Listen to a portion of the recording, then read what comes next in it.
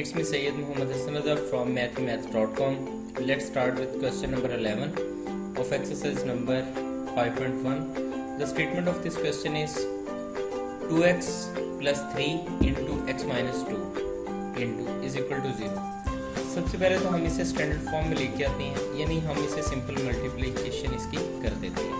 तो इस मल्टीप्लिकेशन के लिए ये जो सबसे पहले 2x है ये इस x से मल्टीप्लाई होगा, यानी ये तो हमारे पास ये आ गया।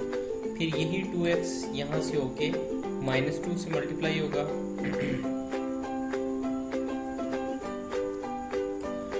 ये 2x -2 से मल्टीप्लाई होगा। फिर नेक्स्ट हम इसी तरह से करते हैं कि ये 3 को x से मल्टीप्लाई कर दिया यहाँ पे, और ये 3 को -2 से मल्टीप्लाई कर दिया यहाँ पे। तो ये हमारे पास आ जाएगा 2x into x 2x square, 3 plus 3x आ जाएगा, -4x आ जाएगा, -6 इज इक्वल टू 0। अब हम इसे सिंपली थोड़ा सिंप्लीफाई कर लेते हैं, तो ये हमारे पास आ जाएगा 2x square plus 3x minus 4x, तो ये हमारे पास आ जाएगा -x, -6 इज इक्वल टू 0। अब इक्वेशन जो है ये कुछ स्टैंडर्ड फॉर्म में आ चुकी है। अब हम सिंपल इनके कोफिशिएंट्स को मल्टीप्लाई करते हैं।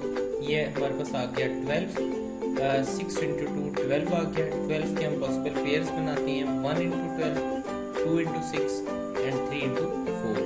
तो इसमें से हम जो पेयर है, जो पॉसिबल पेयर है, जो अच्छा पेयर है जो इसके लिए सूटेबल है, उसको हम यहाँ से चूज कर लेते हैं। वो है 3 और 4 का, यानी अगर हम 4 में से 3 को सब्ट्रैक्ट करें तो हमारे पास 1x आ जाएगा, यानी 1 आ जाएगा। तो हम यहाँ पे इसे लिख सकते हैं 2x square -4x plus 3x -6 is equal to 0। अब इन दोनों में से हम 2x को कॉमन ले सकते हैं। इन दोनों में से हमने 2x को कॉमन लिया तो ये हमारे पास आ जाएगा x -2। इन दोनों में से हमने 3 को कॉमन ले लिया तो ये भी हमारे पास x -2 आ जाएगा इज इक्वल टू 0। अब तो यहाँ पे x -2 इधर भी है, x -2 इधर भी है, इन दोनों में से x -2 को हमने कॉमन ले लिया, बाकी हमारे पास बच गया 2x plus 3 is equal to 0। तो यहाँ पे क्योंकि ये दोनों 0 के इक्वल हैं, सो यहाँ से x -2 इज इक्वल टू 0 आ गया और 2x plus 3 is equal to 0 आ जाएगा। तो यहाँ से 2 इक्वल साइन के साइड पर आया तो ये +2 आ जाएगा।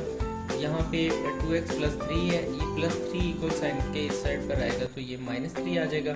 और यहाँ से अगर हम x की वैल्यू को कैलकुलेट करें तो -3/2, क्योंकि 2 और x मल्टीप्लाई हो रहे हैं तो 2 इक्वल साइन के साइड पर आके डिवाइड हो जाएगा, तो ये x की दूसरी वैल्यू -3/2 आ जाएगी। तो इस तरह आफ्टर फैक्टराइजेशन x की 2 वैल्यूज अपीयर हुई, एक 2 और एक -3/2।